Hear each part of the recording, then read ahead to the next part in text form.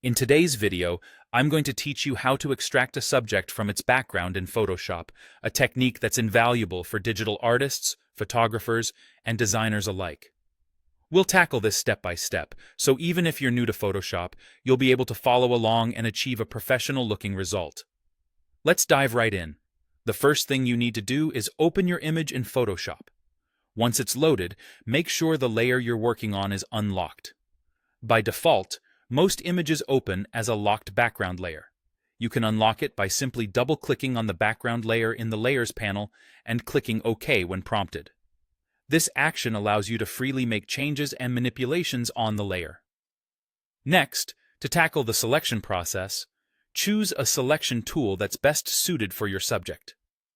If your subject has clear, well-defined edges, tools like the Quick Selection tool or the Object Selection tool can be incredibly efficient. They are designed to quickly identify the boundaries of your subject. However, for more intricate work involving precise shapes or complex curves, the Pen tool is unrivaled in its ability to create clean, precise paths. If you're dealing with a background that's one uniform color, the Magic Wand or Color Range tools can save you time, effectively isolating your subject from that single color background. Now, go ahead and make your selection around the subject you want to isolate. This step requires a bit of patience and care, particularly if the subject has intricate edges. If you find the initial selection needs refinement, navigate to the Select menu and choose Select and Mask. This powerful workspace allows you to fine-tune your selection edges. Utilizing Refine Edge tools here, especially when you're dealing with hair or fuzzy, soft edges, can significantly improve the selection, giving it a more natural appearance.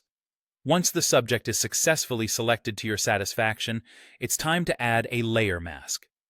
This can be done by clicking the Add Layer Mask icon in the Layers panel. What this does is effectively hide everything but your selected subject, giving you a clean, isolated image. Finally, if you notice any rough or unnatural edges, it's time for some additional cleanup.